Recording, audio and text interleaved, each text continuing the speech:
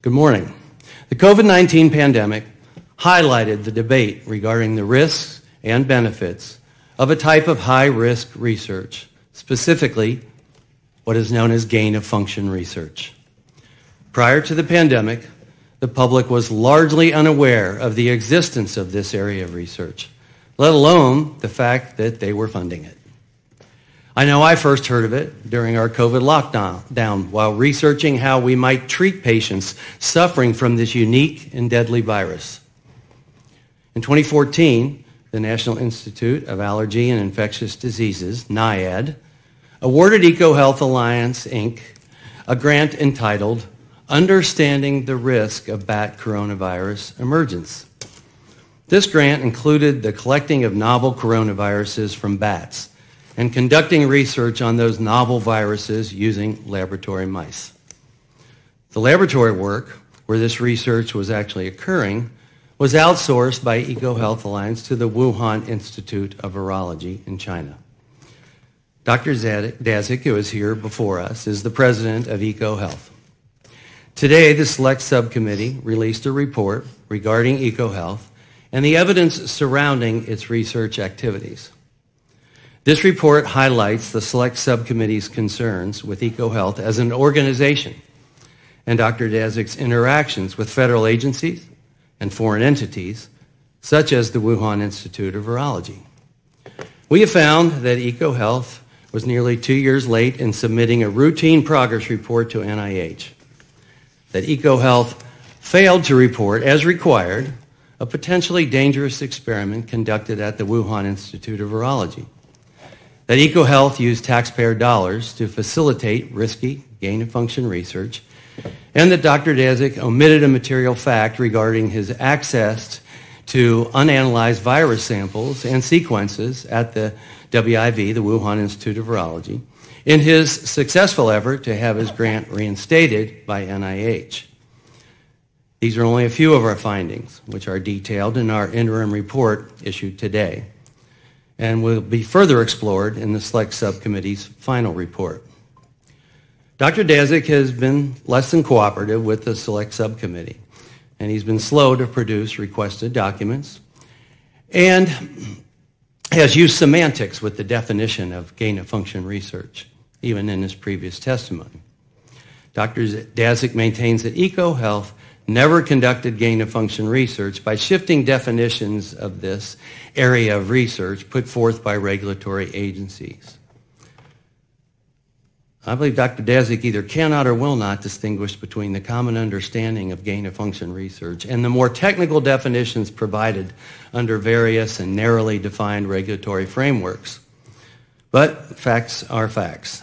Research can be gain-of-function without meeting these somewhat convoluted and often hard to understand frameworks that only regulate a very minute subset of research.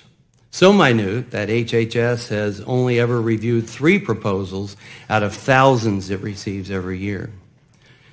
Using highly technical definitions in order to assert that a certain project really isn't gain-of-function research, when most others would suggest, as well as confirm in their testimonies before the Select Subcommittee, that it absolutely is gain-of-function, comes across disingenuous.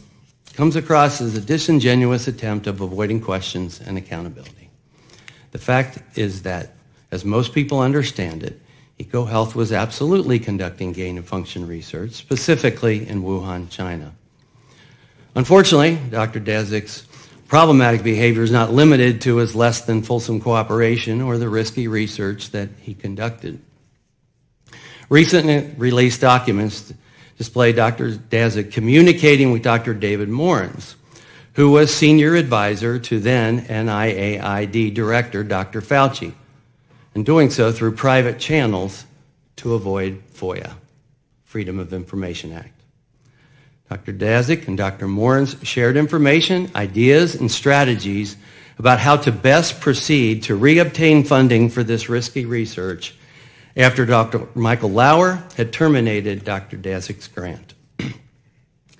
Dr. Morens provided Dr. Daszak with internal NIH deliberations and discussions concerning the suspension of EchoHealth's grant, along with assurances that Dr. Fauci and NIAID would seek to mitigate the damage done to EchoHealth. On April 16, 2024, I announced a subpoena to Dr. Morens for documents in his email relating to the origins of COVID-19. Yesterday, Dr. Morens produced 30,000 pages of emails. Emails from his Gmail account, which he said he had used to avoid FOIA. So this investigation does not end today. Dr. Daszak told Dr. Morens in these private communications that he still had 15,000 samples, quote, in freezers in Wuhan, end quote, and had not yet analyzed more than 700 coronaviruses he had identified in those samples. EchoHealth has lamented, quote, the negative impact on U.S. national security, end quote, posed by their inability to sequence all the samples at the WIV. But EchoHealth's actions themselves are a threat to national security. Dr. Daszak has displayed a disregard for the risks associated with gain-of-function research, the congressional oversight process, and the federal grant process. Dr. Daszak has proven that he's not a responsible steward of the American people's tax dollars. We see no reason that the American people should be paying for EchoHealth's research or any other work Dr. Daszak conducts. Dr. Rees, I believe we agree on this, and there may be a path forward. And let me be clear. I support global health research. I support work that will make the world safer. That's why we are investigating all of this. Our concern is that this research, and research similar, does the opposite. It puts the world at the risk of a pandemic, something even Dr. Fauci addressed as far back as 2012 in an interview. Dr. Daszak, before I close, and as someone who has been shot at and someone who has received threats, I want to tell you that we unequivocally condemn all threats to you. To you, any public health official, scientists, anyone else. That is wrong and intolerable. I look forward at this point to an engaging and on-topic discussion. Thank you.